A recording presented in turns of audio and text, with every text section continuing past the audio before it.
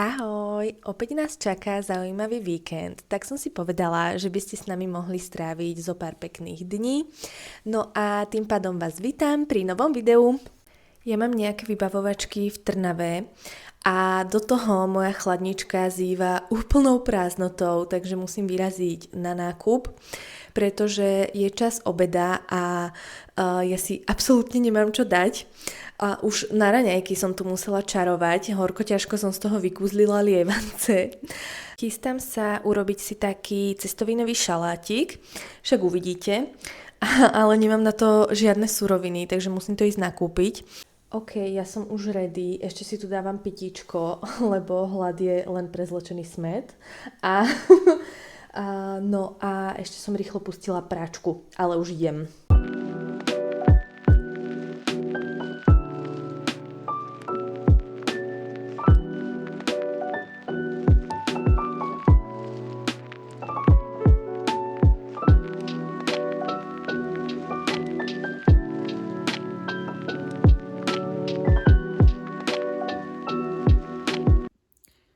Konečne jedlo. Ja už mám teda polovicu odjedenú z toho šalátu. Som prišla, bola som mega hladná, ani som sa neprezliekla, hneď som si išla chystať papať, lebo už som to nevydržala.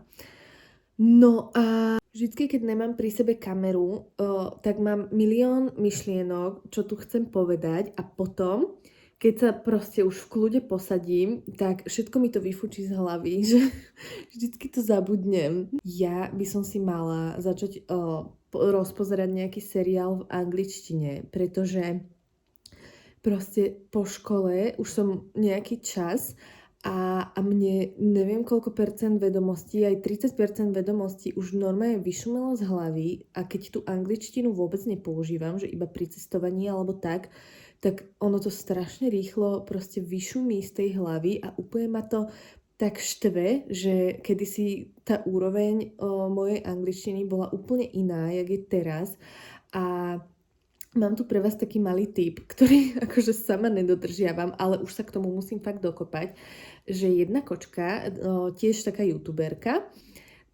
dávala takú radu, že keď si vyberiete nejaký seriál, takže vyberte si, alebo teda pustite si za deň dve časti. Jednu v angličtine, kde sa ako keby učíte znovu ten jazyk, alebo sa tak proste si ho vylepšujete. A druhú časť si pustíte normálne po slovensky a úplne si pri tom oddychnite, že aby ste nemali z toho pocit, že nejakého nátlaku alebo podobne, tak pri tej druhej časti, že si úplne oddychnete že a ani nebudete cítiť, že ste sa učili po anglicky. Sranda, ale chcem to vyskúšať, ale ešte som si nenašla seriál. Napadol mi Bridgerton, to teraz všetci pozerajú. Ale ja keď som pozerala ukážky, tak akože moc ma to neohúrilo, ale to som vždycky ja, že proste najprv to ofrflem a potom to objavím po 5 rokoch, keby som objavila Ameriku a proste začnem to pozerať. Tak rozmýšľam, že to by som si rozkúkala, ale zase ja nejsem úplne taký ten seriálový typ, že by som proste sa tuto vyvalila a pozerala seriály, že akože ja si to pustím niečo pri jedle, potom si to dopozerám a idem niečo robiť, alebo sa nejak hýbať, alebo niečo, však proste človek má stále čo robiť, ale akože tie dve časti by mohli byť fajn, lebo ja si väčšinou pustím buď YouTube, alebo 2,5 chlapa.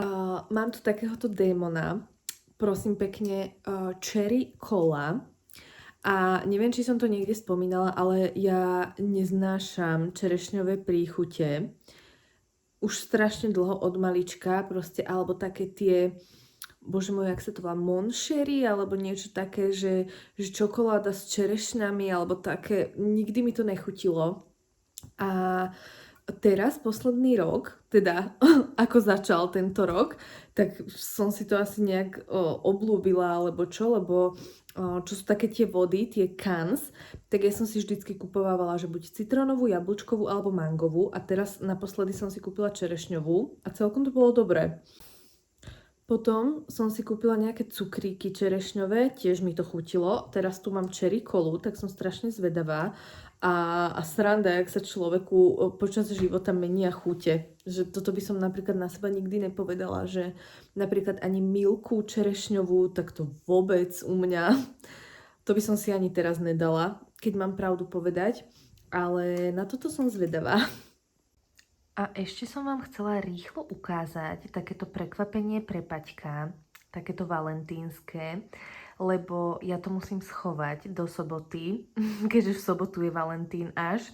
A kúpila som si kvetinky, takéto tulipániky.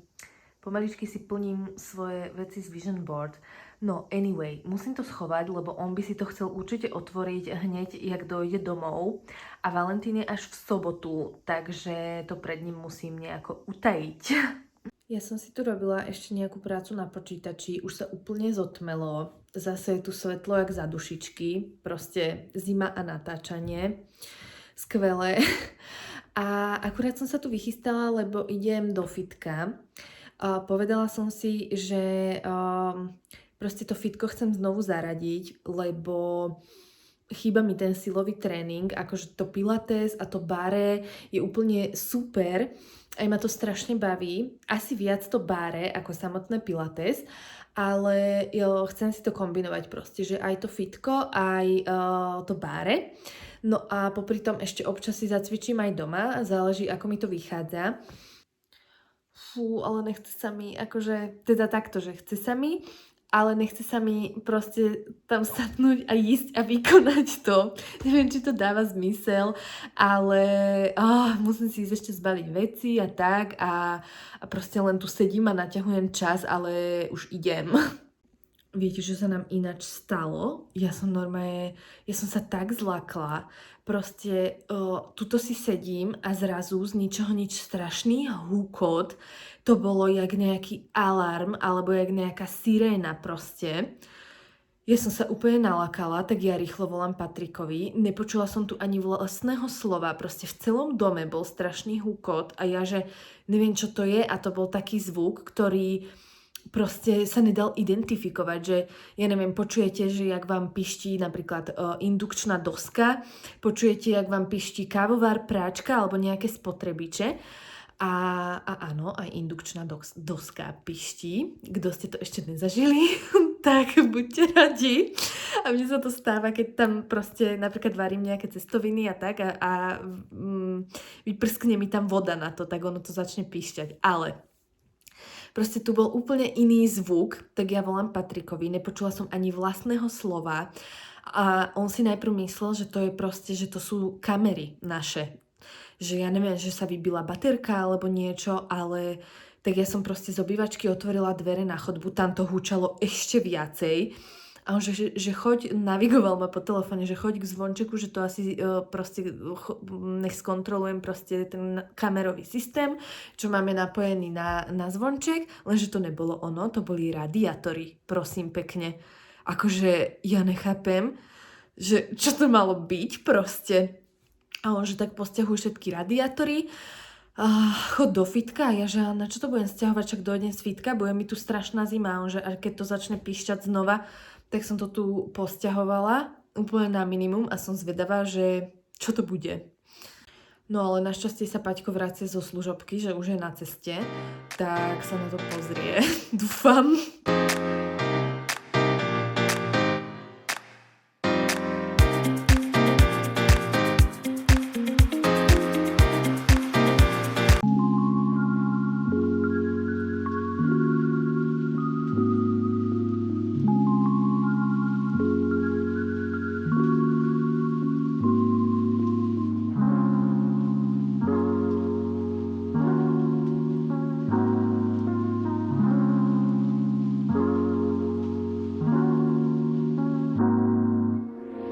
Konečne nastal deň D.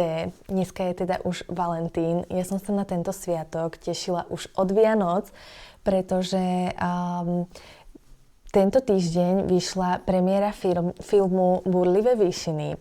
A je to celosvetový trhák, medzigeneračný. A najprv teda bola kniha, napísala ju Emily Bronteová. Ja som ju nečítala, ale na ten film sa už mega teším. A už na ňom boli aj influenceri, aj veľa ľudí, takže dneska to čaká nás a som teda veľmi zvedavá, aké to bude, ako to dopadne. Hrá tam moja obľúbená herečka Margot Robbie.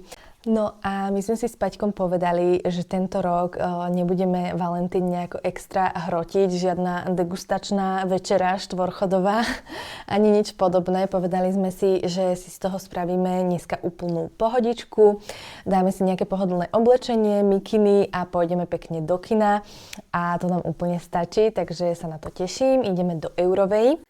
No a ja som bola prednedávnom súčasťou jednej promo akcie. Vlastne v Eurovej otvorili obchod Gap. No a súčasťou tej akcie bola táto mikina. Mohla som si teda nejakú vybrať a ja som si vybrala takto tematicky ružovú, pretože to je moja obľúbená farba. No a mega sa mi páči. Je teda taká oversize. Ja vám ju potom ukážem aj v hole. A ešte zozadu má taký velikánsky nápis, že Gap. No a ten riaditeľ mi hovorí, že tohle je oversize, slečno, vyberte si kľudne XS-ko. A ja, že ale ty, že XS-ko je u mňa úplne, že dávna minulosť. Ale akože potešilo ma to a je veľmi pohodlná táto mikinka. Takže ak poznáte obchod Gap, tak už ho máme teda aj na Slovensku, je v Eurovej, v tej novej časti na prvom poschodí a veľmi krásne veci. Tam majú aj valentínsku kolekciu, aj všelijaké nové kolekcie určite budú, aj jarné a podobne. No a bežte sa tam pozrieť, ak chcete. No a keďže sa nám už stmieva, ja tu mám zapnutú nočnú lampičku, pretože svetlo v zime je úplne otrasné, ohavné a tak je najvyšší čas vyraziť.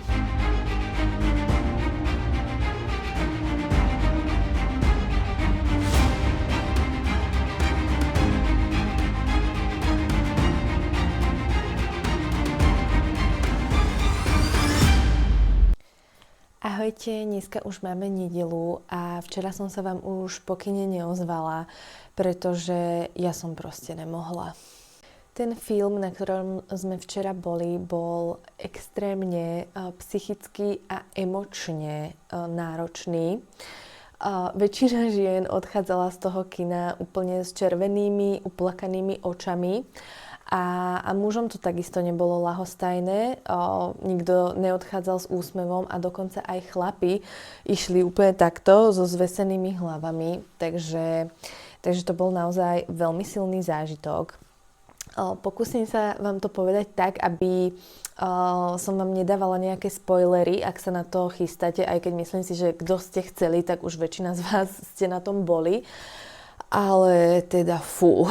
Ja som z toho teda bola úplne hotová, nemohla som zaspať, nedokázala som to proste spracovať len tak, pretože na noc takéto náročné témy a náročné filmy pozerať není úplne výhra a poviem vám, že aj môj Paťko, ktorý je za každých okolností flegmatik a nikdy ho nič nerozhádže, tak jemu sa prosím pekne o tom snívalo a to už je čo povedať.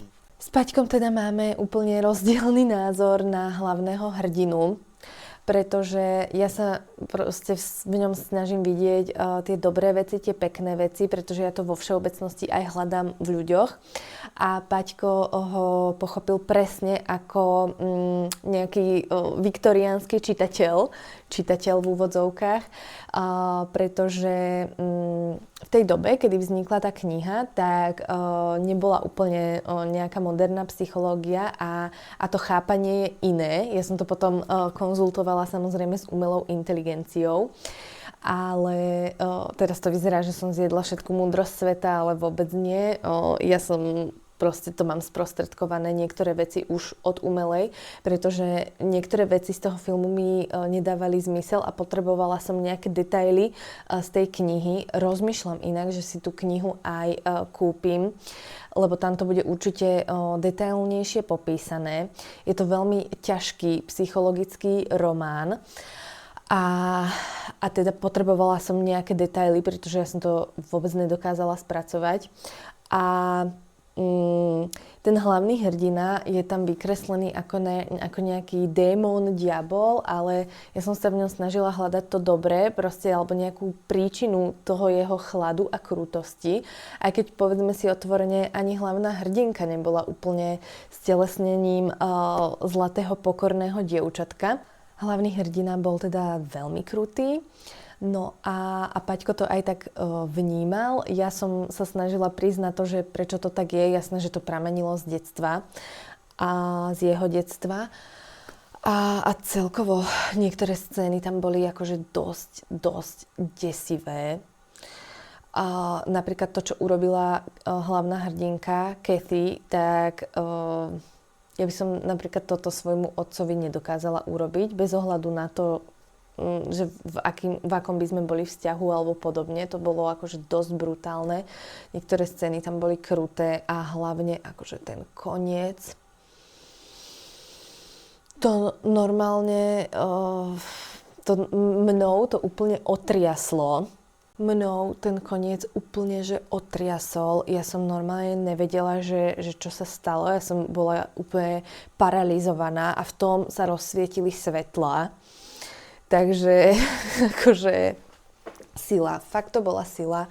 A hneď ako som prišla domov, tak samozrejme som si všetky tie veci googlila z medicínskeho hľadiska, aj keď akože ja viem, že proste doktor Google není naozajstný doktor, ale vôbec som nechápala, že čo sa tam stalo.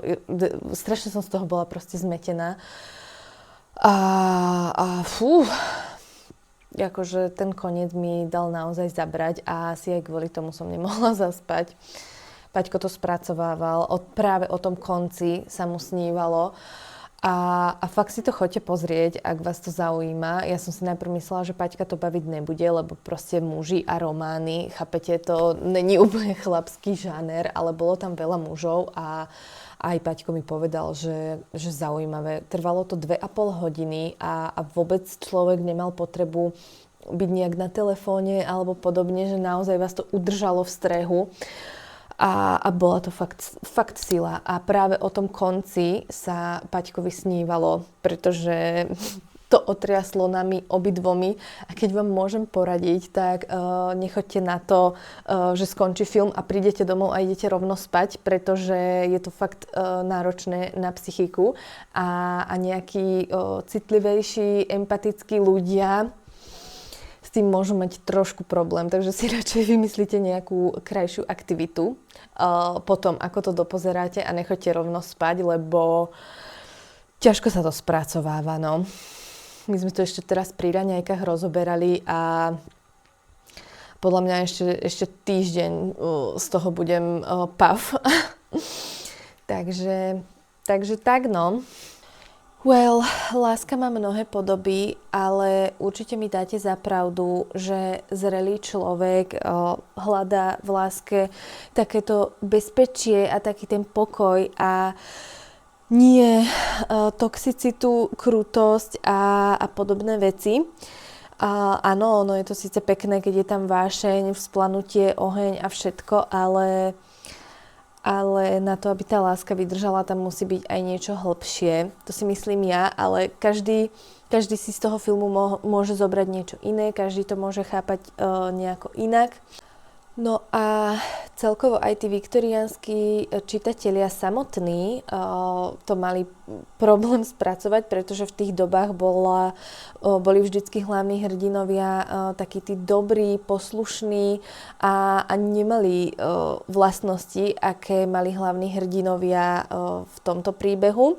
A celkovo podľa mňa dosť veľkú úlohu tam zohrávalo aj to, že ľudia v tých dobách neboli tak veľmi prepojení, ako sme my teraz, pretože my sa dokážeme spojiť proste globálne naprieč celou zemegulou, ale vtedy proste sa ľudia nepoznali a nepoznali v takej miere ako teraz, nespoznávali za každým nových ľudí a keď sa zoznamili napríklad v 13 rokoch, zalúbili sa do seba, tak to bola proste láska na celý život, pretože oni nepoznali nič nové, aj keď akože my teraz poznáme a veľa vzťahov to ničí, ale celkovo, že oni sa nemali kde spoznať, stretnúť s úplne novými ľuďmi, pretože takto to kedysi bývalo. A bolo to veľmi zaujímavé. Ale inak sme si náš valentínsky večer veľmi krásne užili. Mali sme taký čas pre seba. My strašne radi chodievame do toho kina v Eurovej. No a bolo to super. Akože bolo tam dosť veľa ľudí, pretože je krátko po premiére. Všade bol taký neporiadok. Paťko sedel chudák na obliatej sedačke. Takže no, ale inak to bolo super. A ešte sme dostali, prosím pekne, spálený cheddarový popcorn. Proste najviac sme sa tešili na ten cheddarový popcorn a tým ľuďom sa to tam pripálilo. Akože chápem, bolo tam strašne veľa ľudí a nedá sa to všetko ustriehnúť, keď ten zamestnanec má na starosti lístky, nápoje, teraz dohliadať na ten popcorn, tak jasné, že sa môže stať. Takže niektoré tie kúsky sme mali spálené, bohužiaľ, ale inak v pohode. Každopádne určite to stojí za pozretie. Vy, čo ste na tom už boli, dajte mi vedieť, ako ste to pochopili vy, čo ste si od toho zobrali a my teda pomaličky budeme vyrážať na nedeľný obedík. No a dneska nás teda čakajú taktiež príjemné aktivity. Chystáme sa na obedík k Paťkovým rodičom, pretože jeho mamina mala prednedávnom narodeniny. Ja sa akurát chystám vybaviť nejakú kytičku pre ňu. No a potom pomaličky vyrazíme. To neviem, že či vám úplne budem natáčať, lebo predsa len family time a nechcem nejak zasahovať do súkromia Paťkovým rodičom, ale teda toto nás čaká. Budú rezne so šalátom. Milujem, takže sa teším a poďme na tú kytičku, nech sme tam čím skôr.